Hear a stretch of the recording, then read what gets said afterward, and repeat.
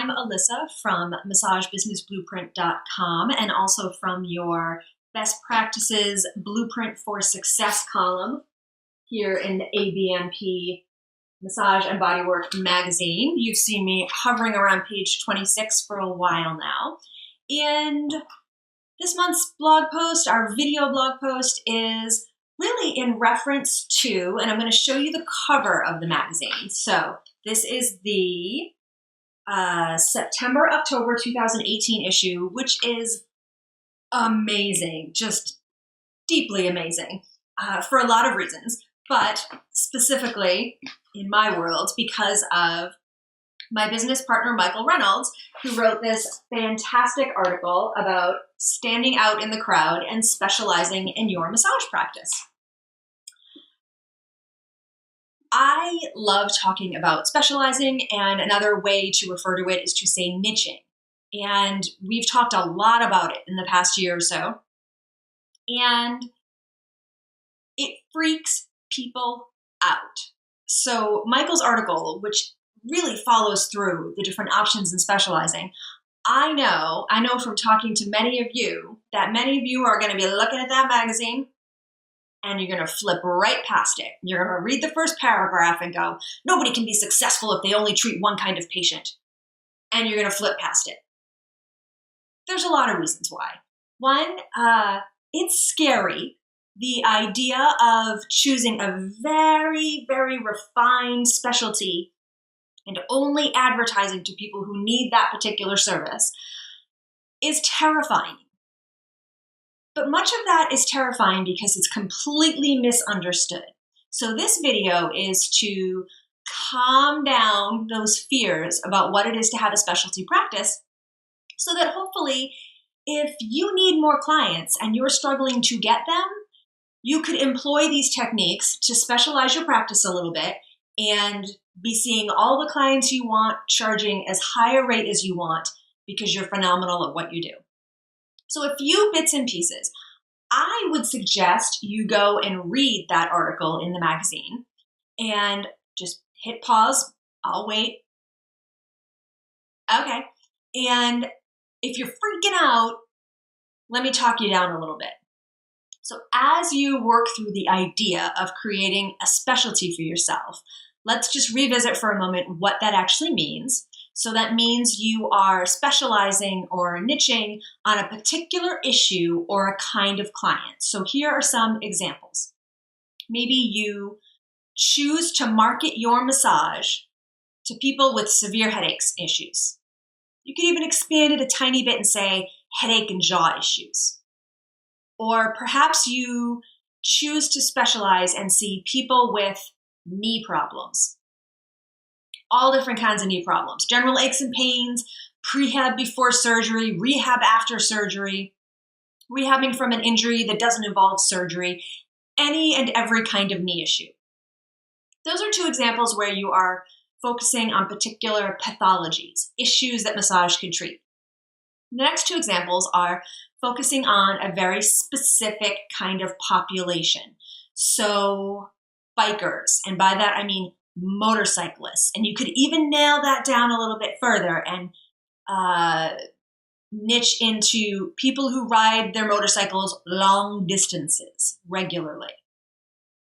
That's a niche.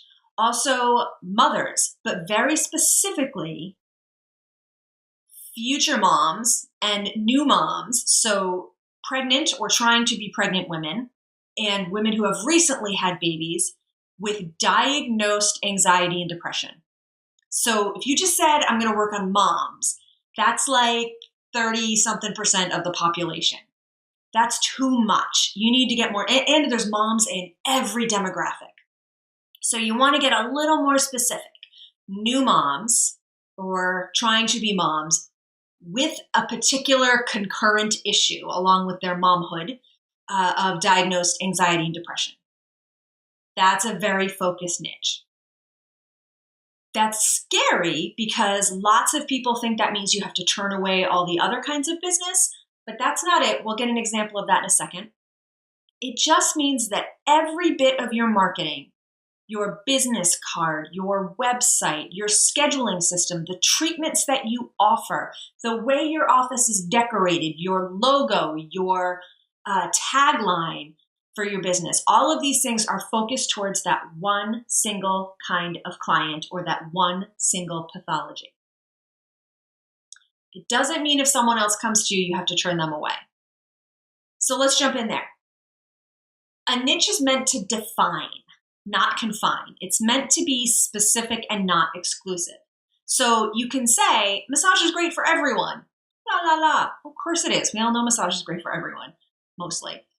But that doesn't help people figure out if you're the right massage therapist for them. So let's say you choose that niche of moms, of future, upcoming, and new moms with anxiety and depression. So let's say you get involved in some local moms clubs, you get involved in maybe some fertility support groups, you make some connections with some local mental health care providers. So you're getting referrals from a lot of different areas, and you've got lots of almost moms and new moms who are maybe working on medication issues because they can't be taking their mental health medications while they are pregnant. So you're working with them to treat their anxiety and depression without pharmaceuticals. Awesome. Or you're working with them to deal with some of the side effects if they've had to switch to a medication that is safer during pregnancy, whatevs. And one of the moms says, oh, you know what? Do you work on people with cancer? My dad is actually going through prostate cancer right now, and I'd really love to get him a massage. You can choose to say yes. That's totally cool. If you also do oncology massage and you want that referral, you can say, yes, I absolutely do. You can end up with plenty of clients outside your niche if you want to. You don't have to.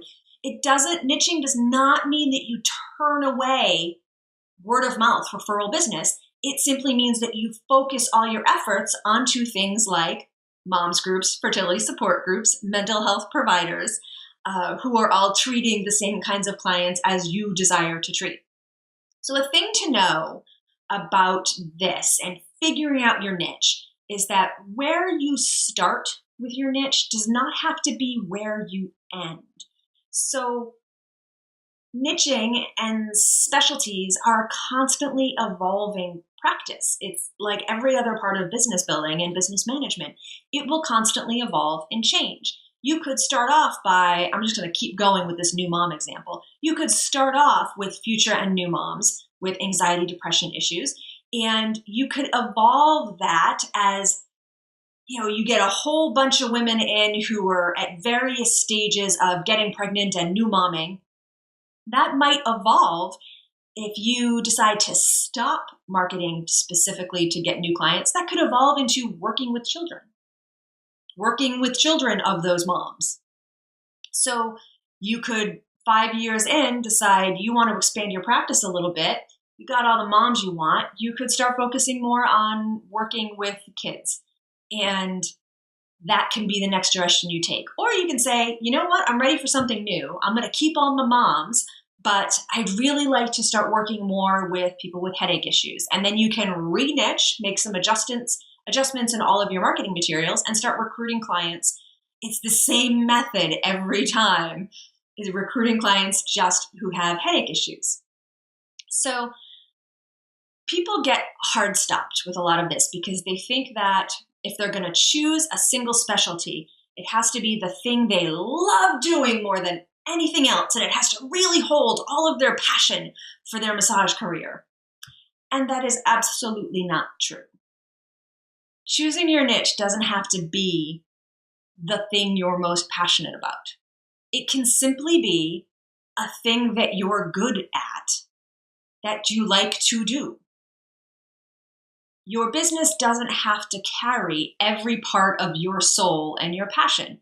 Of course, you want to like what you're doing, but if your passion is horses and you don't really want to massage horses or riders because you want to be on the weekend riding your own horse, it's okay to choose some niche for massage that has nothing to do with horses and riding. It's okay to spend your personal time on your passion and not your business time and your professional time. That's totally okay. A lot of people think that because they made a decision to be in massage for a heart-based reason, that their business and their massage career has to carry all of their passion. It doesn't. It can just be a business that you enjoy, and you can pursue your passions outside of your business life. And that's a good thing. So in that same vein, you can serve runners even if you do not run. If you're good at the issues that runners have, if you are excited about getting connected in that community, then you can totally serve runners even if you don't run yourself. So to wrap this up, if I've got you a little bit more comfortable with what the idea of a specialty is and isn't, and you're ready to think this through, here are a few questions to help you. Who am I here to serve, and how am I here to serve? Who can I help the most with my massage skills? And this next question is my favorite. Who would I miss? What clients would I miss the most if they moved away or for whatever reason left my care? Who would I miss? Those kinds of clients are the key to what you could specialize in and really enjoy and be really, really good at. And at the same time, specialties can be really freeing because they're a great excuse to revamp your business and eliminate the things you do not like to do.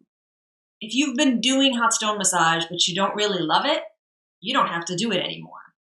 You can only do things in your specialty. That's a choice you can make. If you're done with prenatal massage, if you're all set with pillows and propping, don't do it anymore. That's okay. You're going to choose a different specialty and you're going to have an easy way to say no. And like Michael talked about in his article, niching takes a lot of the stress away and a lot of the decision making away from running a business. Because when someone says, hey, do you want to come work this community event? If that community event is at let's say a PTA group, a parent-teacher support thing at a local elementary school, if my niche is men over 50 who ride motorcycles long distances, I'm probably not going to do that event because that's not my niche. That's not my target client. Whereas if I get invited to work a rally of BMW motorcycle riders at an artist retreat, and I say this because I've done this, I totally want to go work that event because that is full of my target client, depending on geography and location and all that stuff and who's actually attending. But yeah, I absolutely want to do that. So that's my gentle hug and nudge and my pep talk into perhaps choosing a specialty and not being afraid of it. And frankly, most massage therapists are afraid of it. So if you choose a specialty and you execute it well, it's going to be amazing. You're going to be 100 times better and your schedule will be way more full than the average massage therapist who couldn't be bothered to read the article or watch this video. So go get them.